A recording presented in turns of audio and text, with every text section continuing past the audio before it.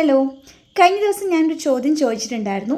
മികച്ച നടനുള്ള ദേശീയ അവാർഡ് മലയാളത്തിൽ നിന്ന് അവസാനമായിട്ട് കിട്ടിയത് ആർക്കാണ്? അപ്പോൾ കമൻറ്റ് ബോക്സിൽ പല ആൻസേഴ്സ് വന്നിട്ടുണ്ടായിരുന്നു. പൃഥ്വിരാജിൻ്റെയും ഇന്ദ്രൻസിൻ്റെയും സത്യൻ സാറിൻ്റെ ഒക്കെ പേരുകളുണ്ടായിരുന്നു.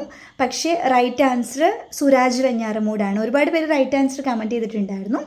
ഇപ്പോൾ മികച്ച നടൻ എന്ന കാറ്റഗറിയിൽ ദേശീയ അവാർഡ് കിട്ടിയത് അവസാനമായിട്ട് സുരാജ് വെഞ്ഞാറമൂടിനാണ്. പ്രത്യേക ജൂറി പരാമർശം അല്ലെങ്കിൽ മറ്റ് പല കാറ്റഗറിയിൽ മറ്റ് പല നടന്മാർക്കും അവാർഡ് കിട്ടിയിട്ടുണ്ട്. പക്ഷെ നമ്മൾ പറഞ്ഞത് മികച്ച നടനുള്ള ദേശീയ പുരസ്കാരം കിട്ടിയിട്ടുള്ള ആർക്കൊക്കെയാണെന്നാണ് പറഞ്ഞിരുന്നത്.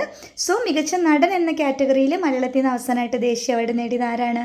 സുരാജ് വെഞ്ഞാറമൂടാണ്. അദ്ദേഹത്തിന് പേരറിയാത്തവർ എന്ന ചിത്രത്തിനാണ് അവാർഡ് കിട്ടിയത്. ഇനി ദേശീയ പുരസ്കാരം നേടിയ മലയാളത്തിൽ നിന്നുള്ള നടിമാരാരൊക്കെയാണെന്ന് നമുക്ക് നോക്കിയാലോ. ആദ്യമായിട്ട് മികച്ച നടിക്കുള്ള ദേശീയ അവാർഡ് മലയാളത്തിൽ നിന്ന് കിട്ടിയത് ശാരദയ്ക്കാണ്. തുലാഭാരം എന്ന ചിത്രത്തിനാണ് കിട്ടിയത്. രണ്ടാമതും ശാരദയ്ക്ക് തന്നെയാണ് ഈ അവാർഡ് കിട്ടിയത്. ചിത്രം സ്വയംവരം.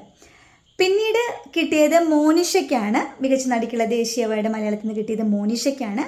അതിനുശേഷം ശോഭനയ്ക്കാണ് മണിച്ചിത്രത്താഴ് എന്ന ചിത്രത്തിന്. പിന്നീട് മീര ജാസ്മിന് പാഠം 1 ഒരു വിലാപം എന്ന് പറഞ്ഞ ചിത്രത്തിന് മികച്ച നടിക്കുള്ള ദേശീയ അവാർഡ് കിട്ടുന്നു. അതിനുശേഷം സുരഭി ലക്ഷ്മിക്കാണ് മിന്ന മിനുങ്ങ് ദ ഫയർഫ്ലൈ എന്ന ചിത്രത്തിന് മികച്ച നടിക്കുള്ള ദേശീയ അവാർഡ് കിട്ടുന്നത്.